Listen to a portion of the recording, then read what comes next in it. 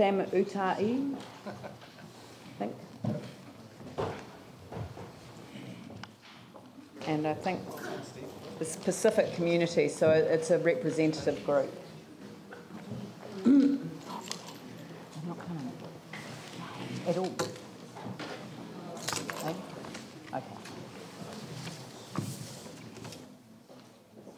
Good evening, welcome. Hi.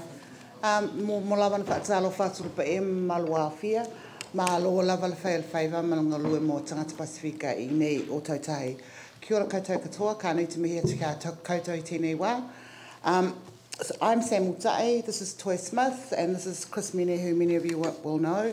So we're part of representing Pacific communities here in Canterbury to bring the submission to you, which you already have, but there are some key points that we'd like to make tonight. And the first thing is that we realise that you guys have a really hard job, and we do acknowledge the hard work and the challenges that you face. But like the former submitters, we actually think that central government needs to contribute more to the rebuild just to continue things going. For Pacific communities, although we are a small community, we have contributed for a very long time to the city. And up until 2010, the Christchurch City Council had what we called the Pacific Festivals that were held in Hagley Park and at the Arts Centre. Since 2010, and definitely since the earthquake, there has been little or decreasing engagement with Pacific communities, which is one example. And we think that for effective participation of Pacific peoples here in Christchurch, there needs to be better engagement with Pacific communities in terms of what they do.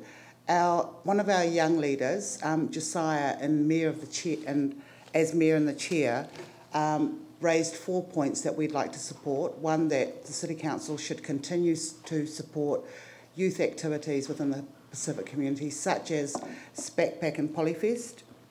That Council should be sending a representative to the Christchurch CPN, which is the Christchurch Pasifika Network. It hasn't had representation on that network for a long time. And that the Council needs to reinstate a Pasifika reference group so that you continue to have better engagement than you do currently, so that you can continue to improve the services that are provided for Pacific communities. So the issue of Pasifika engagement is about participation. We are all active, contributing ratepayers and citizens of the city, and we think to be fair that Council needs to come to the party and be better at engaging with us as communities. And we have noted in our submission to you ways that that can be done. One of the key priorities that we think is really important given the earthquake is, and it's been on the Council, well, we've raised it with Council for the last 20 years probably, and that's the notion of having a Pacific village. One of the things that we tend to forget here in Christchurch is that as Aotearoa is a Pacific nation and Aotearoa is an island, we're all actually Pacific Islanders, but you can't tell in Christchurch. It's very hard to see that you've integrated Pacific architecture, art, flavour in terms of our landscaping and what we see in our parks.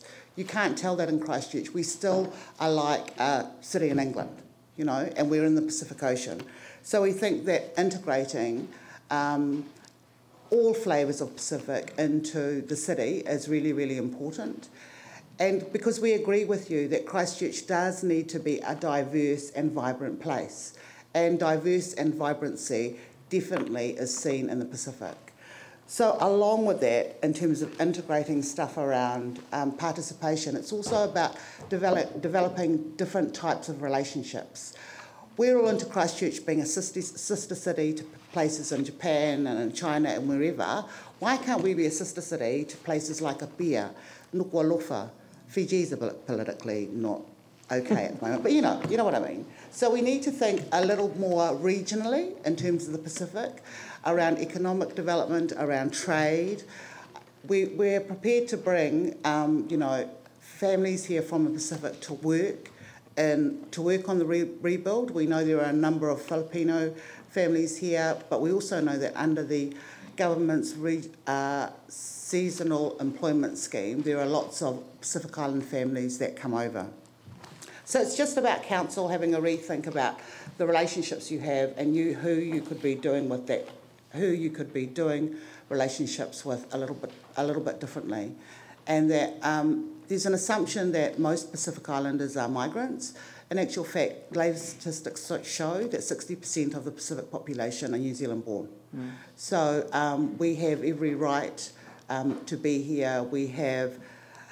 We definitely have historical and whakapapa relationships with Māori in terms of Ngaitahu. So there are a number of ways that we can collaborate both with iwi, with local government, with central government and the private sector to think about how we could do development better. Because development isn't just about money, it's not just about economics, it's actually about people. And I think that for us, Pacific communities, as well as all of the communities in Christchurch, need to be considered very carefully in terms of a long-term plan. There are just some other issues that people raised that I want to mention. One was that there was a group of older guys who were really clear that they'd like to retain the Rāwhiti golf course under Rāwhiti club management, that the planned stadium be deferred for at least another 10 years. There was a clear say no to asset sales. And that in terms of the inner city funding and marketing stuff around anchor projects and what's happening, it definitely needs more diversity. In terms of the transformation legacy projects, there absolutely needs to be a Pacific flavour. I mean, I think for us the essence is we think of us as a Pacific nation and remember where we are and all of the people that connect us globally throughout the world, then there may be a willingness to be able to collaborate about solutions rather than just see us as part of the problem. Okay, that's enough for now. Happy to answer questions. Well, that your comments just ended on a perfect note, because I agree. You know, you can't possibly focus on problems without seeing people as part of the solution. I mean, it's just ridiculous. So it's a very, very powerful statement. Jimmy Chen. Thank you. Two questions, okay. First one, you particularly mentioned would like to prioritize investment for development on the east side and the Hornby. Okay. Oh, yeah. Regarding the Hornby, my understanding, because I'm local council, they have quite a few Tonga, Samoa, Fiji, etc. But long-term plan we have put into the Southwest Aquatic Center and also new Hornby Library Service Center, except those facility. What kind of facility you think Hornby need to prioritize? That's a really good question, considering I'm not from Hornby. Okay, yeah. I think you're asking the right question, and that's the localisation of that engagement. Yes. And there are pockets of Pacific communities all over Christchurch, and now out in the Selwyn and Waimak districts and further afield. And they've come here for the jobs, just like my dad came here in the 60s to work with NAC as an avionics engineer. They're coming here for the work. And I think when we talk about engagement and the development and support, it does need to be localised, and I think it actually needs to be at a ward level. Okay. And so if we're looking towards a community governance structure, I think it would be really valuable to have or give some thought to how Pacific and other cultures can be engaged at a ward level, as well as with your council. Second question. Yes. Okay, thank you, Mayor.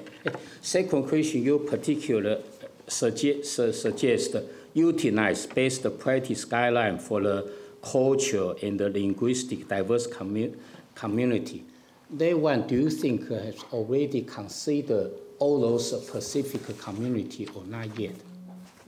Whether cover the Pacific community or not? The CALD, C-A-L-D. Oh, culturally and linguistically diverse. diverse. Yeah, that's right. Yeah, so, and that's part of the issue. Like, we're Pacific communities, culturally and linguistically, you know, the CALD thing is something that's been, is another label, excuse me, that has been put on us. And we are culturally and linguistically diverse, but we're also part of the Pacific region that for Aotearoa, we just need to be cognizant of where we are in the world. Okay, thank you. Okay. Yeah, Thank you. Phil. Thank you very much. Chris, you've partly answered the question I was going to ask, but I just want to take it a bit further, and it's especially around relationships, say, at that ward level. And like you're probably aware, we hope to strengthen our community boards and empower them. And what I really want to ask you about is some ways that you think that our strengthening communities teams too might be able to kind of like engage better with the Pacifica community. I'm not sure if this is the place for that forum, but I think what we did want to do is signal that we see real value add for the community boards and for the council as a collective for that ward-based engagement. You'll be aware Healthy Families as an initiative to bring a range of different entities together as a partnership with Pacific Trust Canterbury having a lead role, which is unique and it's a real positive for us. Yeah. And that's, sure, it's Sprayed and Heathcote to start with, but I think if we can get that engagement right, it will just provide a framework to do so many things that we could not do on our own. Yep. That's council on its own and Pacific and others. Thank you, Chris. And where I was really coming from too, is part of that empowering community boards is that in fact we'll hope to have more people on the ground in the suburbs, based in the service centres, to do that work. So the other part of my question too is, are there any other specific ways, apart from what you've mentioned perhaps, that at a council level, at that other governance level, that in fact we could also assist you? Sam might want to contribute as well, but I want to acknowledge the councillors and community board members who were proactive and set up an opportunity to engage with Pacific at the Woolston Club 4 or 5 weeks ago. I mean, that was great, and it just showed a signal from the elected members and staff working together that they were open to that engagement. And so I think there is an opportunity for council elected members and possibly senior management, especially with your new structure. Maybe there is an opportunity. It might just be an annual conversation. Could be over food.